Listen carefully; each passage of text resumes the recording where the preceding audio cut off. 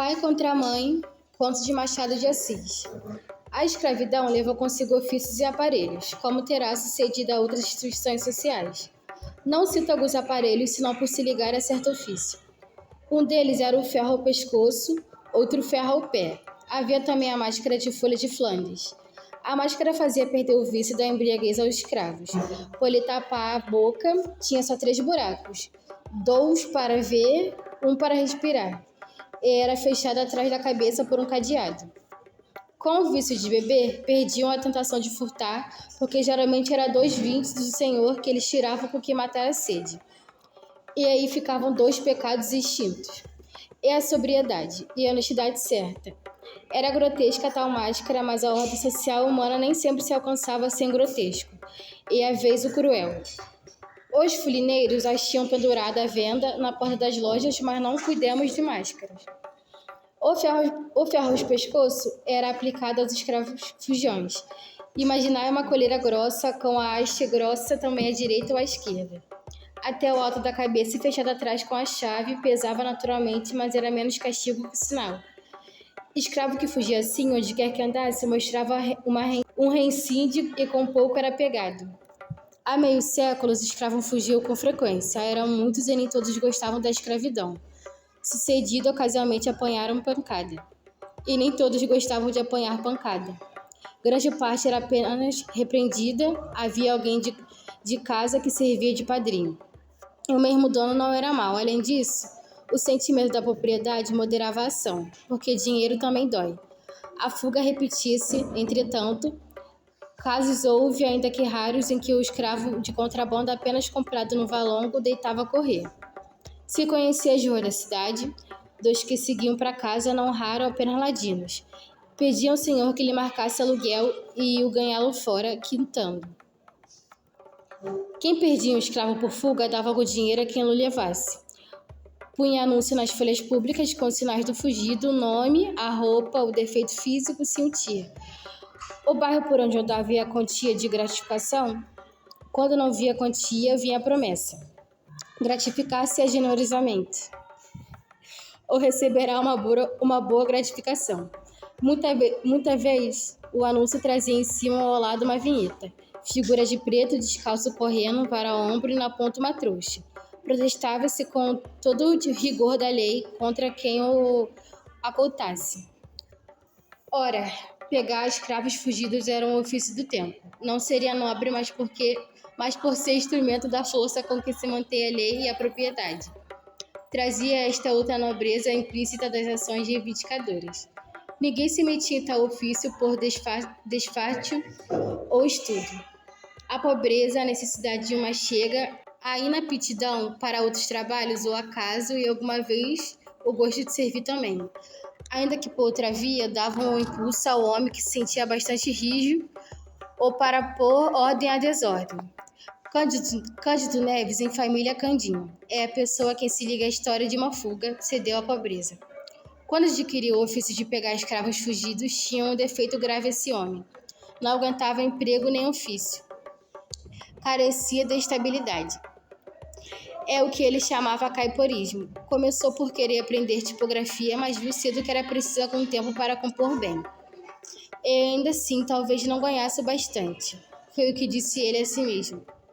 O comércio chamou-lhe a atenção, era carreira boa. Com algum esforço, entrou de caixeiro para um armarinho. A obrigação, porém, de atender e servir a todos feria-o na corda do orgulho. E ao cabo de 5 ou 6 semanas estava na rua por sua vontade. Fiel de cartório, continuo de repartição anexa ao Ministério do Império. Carteira e outros empregos foram deixados pouco depois de obtidos. Quando veio a paixão da moça Clara, não tinha ele mais que dívidas, ainda que poucas, porque morava com o primo, entalhador de ofício. Depois de várias tentativas para obter emprego, resolveu adotar o ofício do primo, de que, aliás, já tomara algumas lições.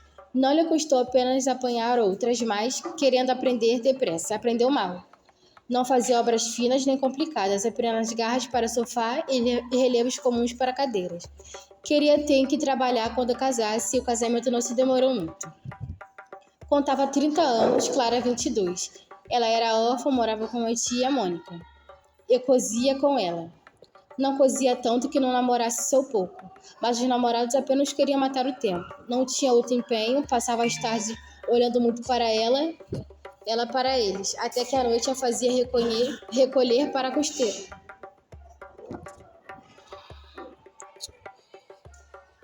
Até que a noite a fazia recolher para a costura.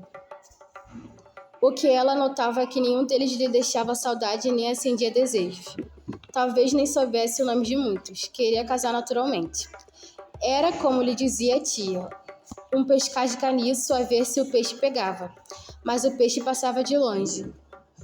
Alguém que parasse era só para andar a roda de a isca, mirá-la, cheirá-la, deixá-la e ir a outras. O amor traz subscritos. Quando a moça viu Cândido Neves, sentiu que era este o possível marido. O marido verdadeiro e único. O encontro deu-se em um baile, tal foi para lembrar o primeiro ofício do namorado. Tal foi a página inicial daquele livro que tinha de sair mal composto, pior brochado. O casamento fez-se 11 meses depois e foi a mais bela festa das relações dos noivos. Amigas de Clara, menos por amizade que por inveja. Tentaram arredá-la do passo que ia dar. Não negava a gentileza do noivo, nem o amor que lhe tinha, nem ainda algumas virtudes. Diziam que era dado em demasia a pastucadas. Pois ainda bem, replicava a noiva. Ao menos não caso com defunto. Não, defunto não, mas é que não diziam o que era. Tia Mônica, depois do casamento, na casa pobre onde eles se foram abrigar, falou-lhes uma vez nos filhos possíveis. Eles queriam um só, embora viesse a gravar a necessidade. Você, se tiver um filho, morre de fome, disse a tia sobrinha. Nossa Senhora lhes dará de comer, acudiu Clara. Tia Mônica devia ter-lhes feito a advertência ou ameaça quando ele foi pedir a mão da moça. Mas também era amiga de pastucadas e o casamento seria uma festa como foi. A alegria era comum aos três, o casal ria a propósito de tudo. Os mesmos nomes eram objetos de trocados, Clara Neves e Cândidos. Não davam que comer, mas davam que rir, e o riso digeria-se sem esforço. Ela cozia agora mais, ele saía à empreita de uma coisa e outra, não tinha emprego certo, nem por isso abriu a mão do filho. O filho é que, não sabendo daquele desejo específico, deixava-se estar escondido na eternidade. Um dia, porém, deu sinal de si a criança. Varão ou fêmea, era o fruto abençoado que via trazer ao casal a suspirada aventura. Tia Mônica ficou desorientada. Cândido e Clara riam de seus surtos. Deus não há de ajudar, a titia insistia a futura mãe. A notícia correu de vizinha a vizinha, não houve mais que empreitar a aurora do dia grande. A esposa trabalhava agora com mais vontade e assim era preciso. Uma vez que além das costuras pagam, tinha de ir fazendo com retalhos o enxoval da criança. À força de pensar nela, vivia já com ela. Media-lhe fraldas, cosia-lhe camisas, a porção era escassa, os intervalos longos, tia Mônica ajudava, é certo, ainda mais que de má vontade. Vocês verão a triste vida, suspirava ela.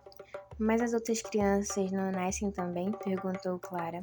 Nascem e acham sempre alguma coisa certa que comer, ainda que pouca. Certa como?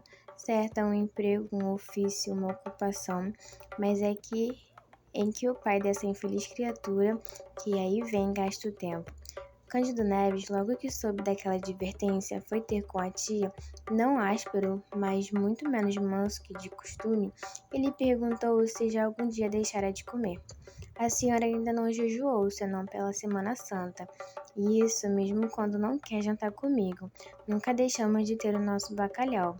Bem sei, mas somos 3, seremos 4. Não é a mesma coisa. Quer que então que eu faça além do que faço? Alguma coisa mais certa? Veja o mercenário da esquina, o homem do armarinho, o tipógrafo que causou o sábado. Todos têm um emprego certo. Não fique zangado, não digo que você seja vadio, mas a ocupação que escolheu é vaga. Você passa semanas sem vitém. Sim, mas lá vem uma noite que compensa tudo, além de sobra. Deus não me abandona, e preto fugido sabe que comigo não brinca. Quase nenhum resiste, muitos entregam-se logo. Tinha glória nisto, falava da esperança como de capital seguro. Daí a pouco ria e fazia rir a tia, que era naturalmente alegre e previa uma patuscada no batizado.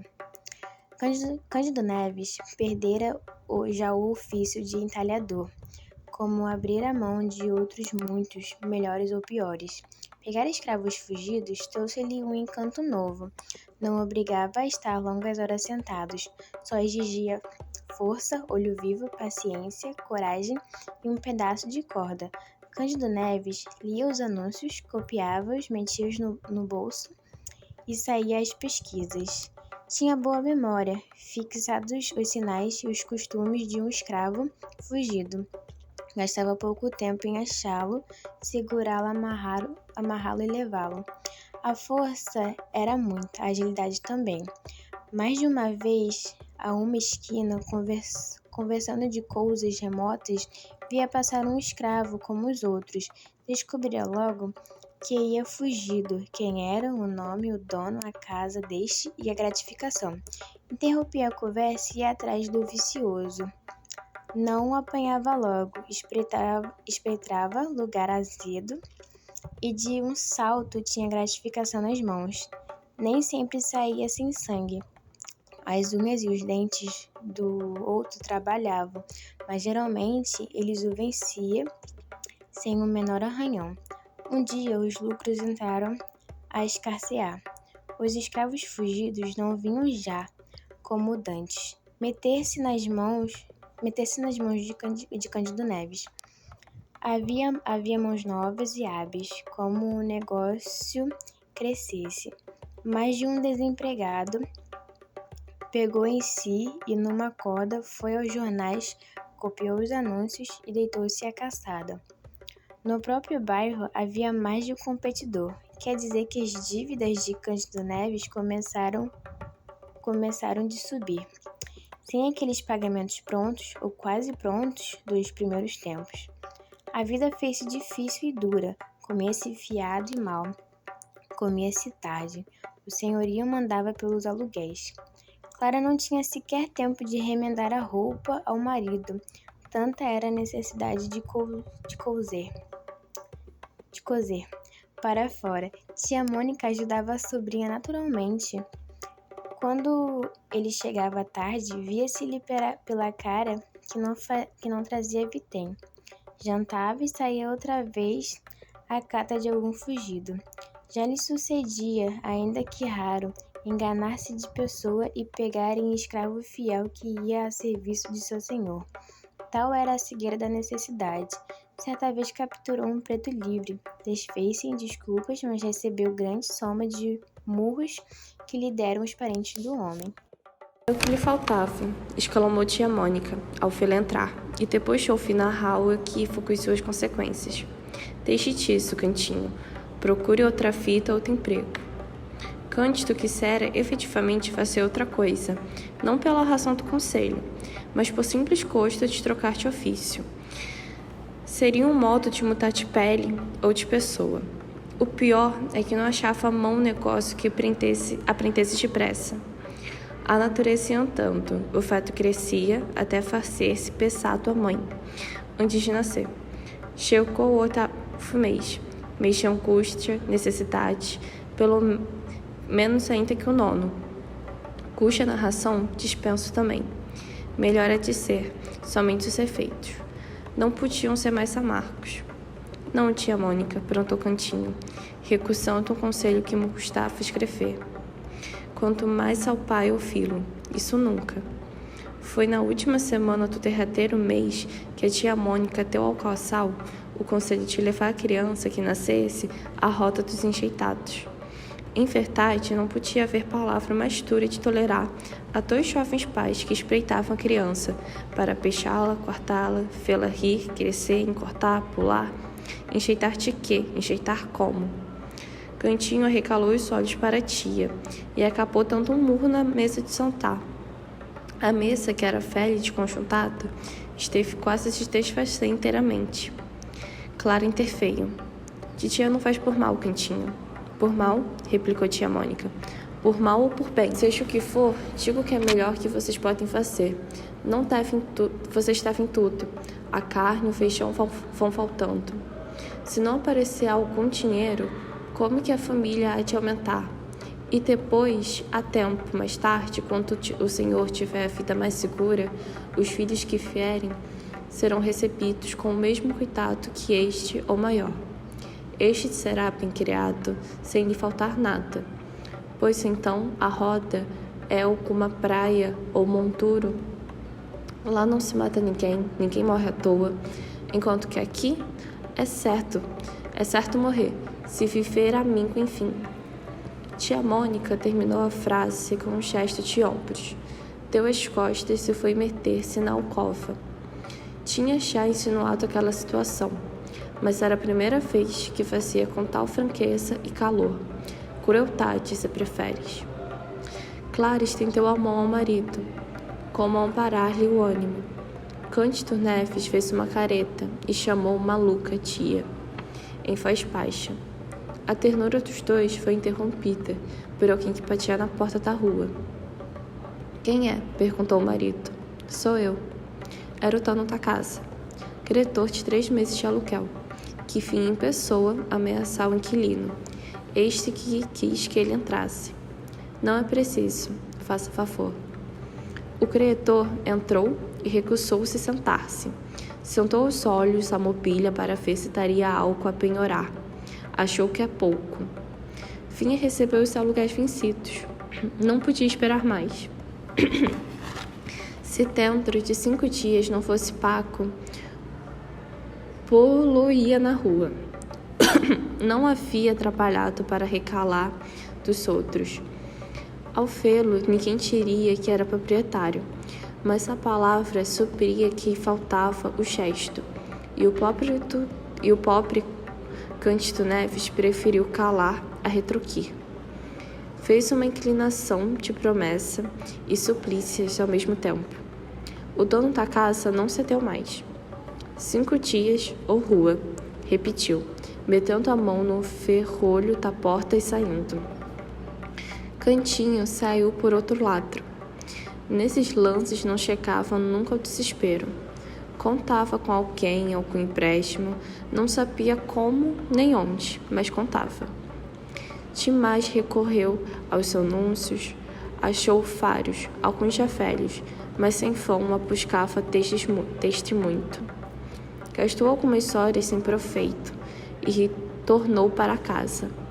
Aos 24 dias, não achou recursos. Lançou mão de empenhos. Foi as pessoas amigas do proprietário, não alcançando mais que a ordem de mudança. A situação era aguda. Não achavam casa, nem contavam com pessoas que lhe emprestassem alguma. Era ir para a rua. Não contavam com a tia. Tia Mônica teve a arte de alcançar aposento para os 3 em casa de uma senhora velha e rica, que lhe prometeu emprestar os quartos debaixo da casa ao fundo da cachoeira para os lados de um pátio. Teve ainda a maior arte de não dizer nada aos dois, para que Cândido Neves, no desespero da crise, começasse a projeitar o filho e acabasse alcançando algum meio seguro e regular de obter dinheiro, emendar a vida em suma. Ouvia as queixas de Clara, sem as repetir é certo, mas sem as consolar. No dia em que fossem obrigados a deixar a casa, fá-los ia espantar com a notícia do obséquio e iriam dormir melhor do que cuidassem. Assim sucedeu.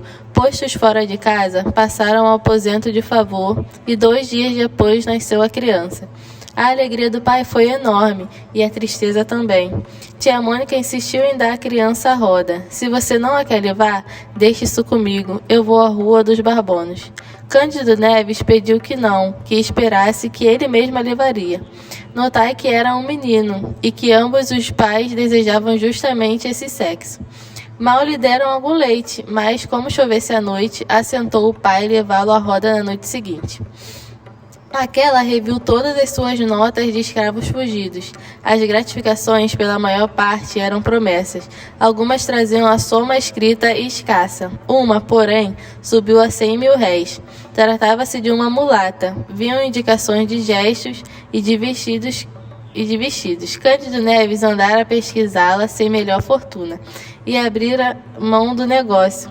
Imaginou que algum amante da escrava houvesse recolhido. Agora, porém, a vista nova da quantia e a necessidade dela animaram Cândido Neves a fazer um grande esforço derradeiro. Saiu de manhã a ver e indagar pela rua e Largo da Carioca, Rua do Parto e da Ajuda, onde ela parecia andar, segundo o anúncio. Não a achou, apenas o farmacêutico da Rua da Ajuda se lembrava de ter vendido uma onça de qualquer droga. 3 dias antes, a pessoa que tinha os sinais indicados. Cândido Neves parecia falar como dono da escrava e agradeceu cortesmente a notícia. Não foi mais feliz com outros fugidos de gratificação incerta ou barata. Voltou para a triste casa que lhe haviam emprestado. Tia Mônica arranjara de si mesma a dieta para a recente mãe, e tinha já o menino para ser levado à roda. O pai, não obstante, o acordou feito. Mal pôde esconder a dor do espetáculo. Não quis comer o que tia Mônica lhe guardara. Não tinha fome, disse, e era verdade. Cogitou 1000 modos de ficar com o filho. Nenhum prestava. Não podia esquecer o próprio albergue em que vivia. Consultou a mulher, que se mostrou resignada. Tia Mônica pintará a criação do menino. Seria maior a miséria, podendo suceder que o filho achasse a morte sem recurso. Cândido Neves foi obrigado a cumprir a promessa. Pediu à mulher que desse ao filho o resto do leite que ele beberia da mãe. Assim se fez. O pequeno adormeceu, o pai pegou ele e saiu na direção da Rua dos Barbonos. Que pensasse mais de uma vez em voltar para casa com ele é certo. Não menos certo é o que agasalhava muito, que o beijava, que cobriu o rosto para preservá-lo do sereno. Ao entrar na Rua da Guarda Velha, Cândido Neves começou a afrouxar o passo. Hei de entregá-lo mais tarde que puder, murmurou ele. Mas não sendo a rua infinita ou sequer longa, viria a acabá-la. Foi então que lhe ocorreu entrar por um dos becos que ligavam aquela à Rua da Ajuda. Chegou ao fim do beco e, indo a dobrar à direita, na direção do Largo da Ajuda, viu do lado oposto um vulto de mulher. Era a mulata fugida. Não dou aqui a comoção de Cândido Neves por não podê-la fazer com a intensidade real.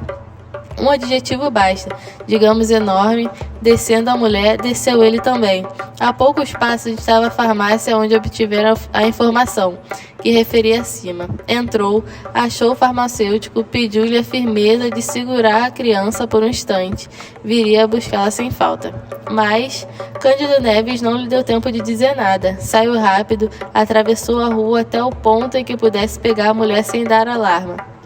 No extremo da rua, quando ele ia descer a de São José, Cândido Neves aproximou-se dela. Era a mesma, era a mulata fujona. Arminda bradou conforme a nomeava o anúncio. Arminda voltou-se sem cuidar malícia. Foi só quando ele, tendo tirado o pedaço de corda da algibeira, pegou dos braços da escrava, que ela compreendeu e quis fugir. Era já impossível. Cândido Neves, com as mãos robustas, atava-lhe os pulsos e dizia que andasse. A escrava quis gritar. Parece que chegou a soltar alguma voz mais alta que de costume, mas entendeu logo que ninguém viria libertá-la, ao contrário. Pediu então que a soltasse pelo amor de Deus. "Estou grávida, meu senhor", exclamou. "Se vossa senhoria tem algum filho, peço-lhe por amor dele que me solte. Eu serei sua escrava. Vou servi-lo pelo tempo que quiser. Me solte, meu senhor moço." "Siga", repetiu Cândido Neves. "Me solte. Não quero demoras. Siga." Houve aqui luta, porque a escrava, gemendo, arrastava-se e ao filho que passava ou estava... Houve aqui luta, porque a escrava, gemendo, arrastava-se e ao filho. Quem passava ou estava à porta de uma loja compreendia o que era naturalmente e não acudia. Arminda ia alegando que o senhor era muito mau e provavelmente a castigaria com açoute, coisa que no estado em que ela estava seria pior de sentir. Com certeza ele lhe mandaria dar açoute. "Você é quem tem culpa. Quem lhe manda fazer filhos e fugir depois?" perguntou Cândido Neves. Não estava em maré de riso, por causa do filho que lá ficara na farmácia, à espera dele.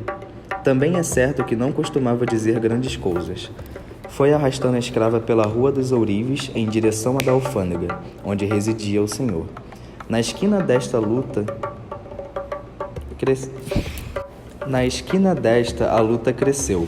A escrava pôs os pés à parede, recuou com grande esforço, inutilmente. O que alcançou foi, apesar de ser a casa próxima, gastar mais tempo em lá chegar do que devera. Chegou, enfim, arrastada, desesperada, arquejando. Ainda ali ajoelhou-se, mas em vão. O senhor estava em casa. Acudiu ao chamado e ao rumor. Aqui está a Fujona, disse Cândido Neves. É ela mesma. Meu senhor.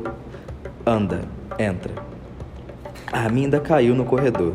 Ali mesmo o senhor da escrava abriu a carteira e tirou os 100.000 réis de gratificação.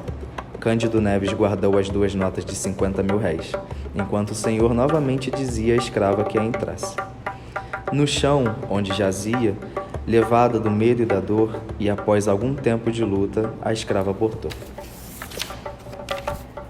O fruto de algum tempo entrou sem vida neste mundo, entre os gemidos da mãe e o gesto de desespero do dono. Cândido Neves viu todo esse espetáculo. Não sabia que horas eram. Quaisquer que fossem, urgia correr à Rua da Ajuda. E foi o que ele fez sem querer conhecer as consequências do desastre. Quando lá chegou, viu o farmacêutico sozinho, sem o filho que lhe entregara. Quis esganá-lo. Felizmente, o farmacêutico explicou tudo a tempo. O menino estava lá dentro com a família e ambos entraram. O pai recebeu o filho com a mesma fúria com que pegara a escrava Fujona de há pouco. Fúria diversa, naturalmente, fúria de amor. Agradeceu depressa e mal, e saiu às carreiras, não para a roda dos enjeitados, mas para a casa de empréstimo com o filho e os 100.000 réis de gratificação. Tia Mônica, ouvida a explicação, perdoou a volta do pequeno, uma vez que trazia os 100.000 réis. Disse, é verdade, algumas palavras duras contra a escrava, por causa do aborto, além da fuga. Cândido Neves, beijando o filho entre lágrimas verdadeiras, abençoava a fuga e não se lhe dava do aborto. Nem todas as crianças vingam, bateu-lhe o coração.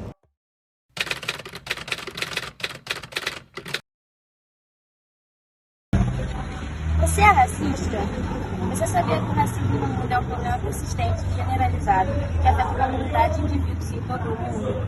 Essa forma de discriminação é baseada na ideia falsa de que certos grupos raciais são superiores ou inferiores a outros, resultando em tratamento desigual e violações dos direitos humanos. O racismo assume várias formas, desde discriminação no emprego, educação, moradia, violação, ataques e crimes de ódio.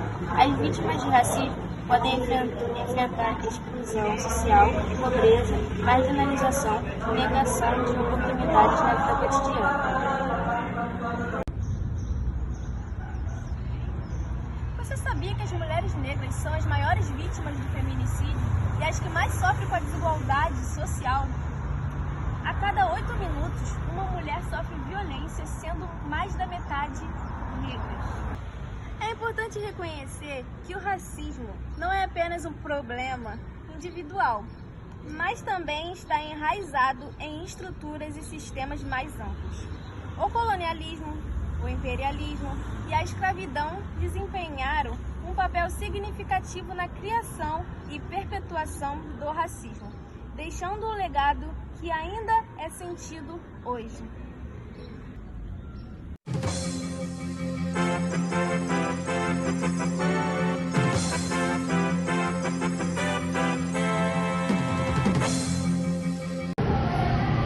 Boa tarde, gente. Eu sou o Cauã, juntamente com o Jean, e hoje estamos aqui para falar sobre o racismo. Fala aí, Jean. Então, embora existam leis e convenções internacionais que condenam o racismo, a realidade é que muitos países ainda não lutam para combater efetivamente esse problema. Além disso, com o avanço da tecnologia e das redes sociais, o racismo também se manifesta online, criando um ambiente ainda mais hostil para vítimas. A luta contra o racismo requer um esforço muito coletivo e isso envolve o governo, organizações não governamentais, instituições educacionais e a sociedade civil como um todo. A educação é uma ferramenta fundamental para combater o racismo, pois ajuda a desafiar os estereótipos, promover a empatia e construir sociedades mais exclusivas e equitativas. Em resumo, o racismo no mundo é um problema grave que afeta a vida de muitas pessoas. É necessário tomar medidas para enfrentar esse problema, provendo a igualdade, justiça e respeito mútuo entre todas as raças e etnias.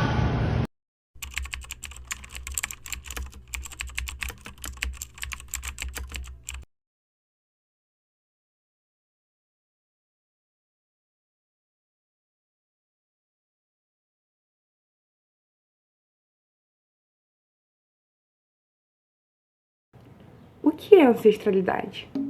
Ancestralidade é tudo aquilo que se refere ao que veio antes, às gerações passadas que se relacionam a partir de memórias coletivas. Ela atribui identidade e pertencimento às comunidades humanas. A conexão ancestral é a fonte de sabedoria, pertencimento e saúde. Honrar os ancestrais e os mais velhos significa reconhecer a sabedoria dos que vieram antes de nós. Significa tomar a vida em sua plenitude.